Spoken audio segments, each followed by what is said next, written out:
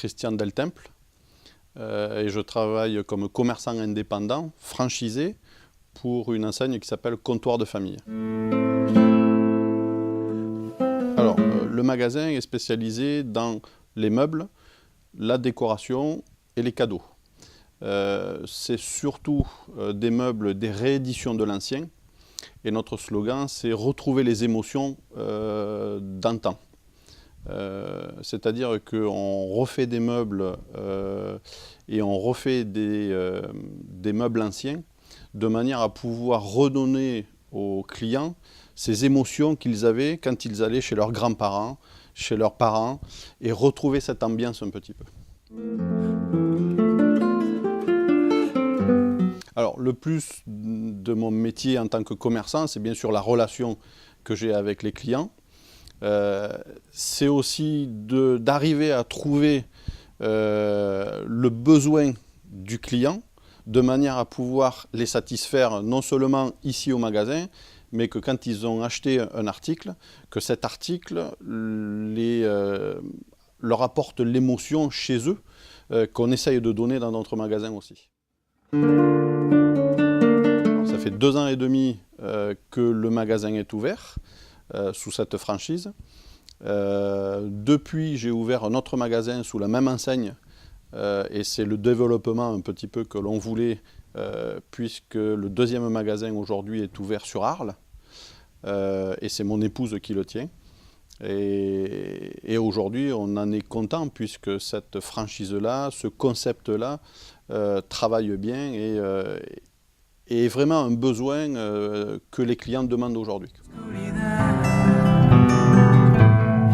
Je crois que les clients sont de plus en plus exigeants. Exigeants dans le service. Je crois que c'est quelque chose, en tant que commerçant, c'est la première chose qu'il faut avoir en tête. C'est la qualité du service. C'est ce qui fera la différence aussi. C'est ce qui fait la différence entre des fois commerçants.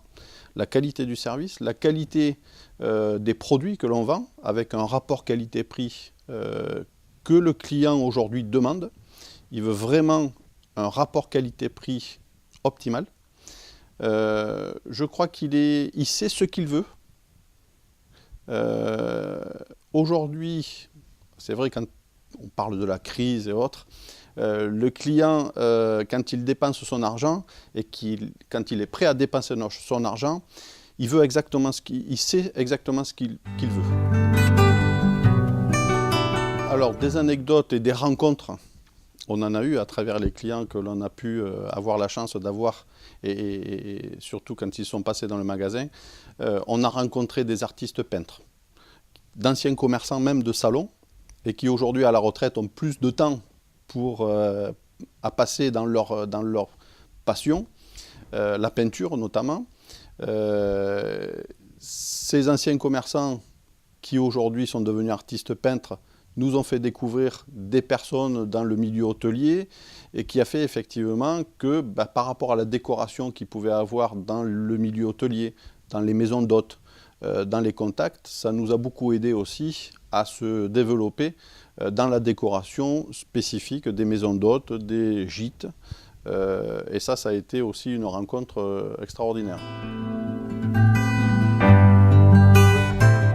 Le fait qu'on s'appelle au départ, et le terme, moi je n'aime pas trop le terme, mais commerçant indépendant, je crois qu'il est plus adapté à notre métier. On ne peut plus être indépendant. On est des acteurs économiques de la ville où on se trouve. Je crois qu'on devient aussi, au-delà d'être commerçant, on devient ambassadeur de cette ville.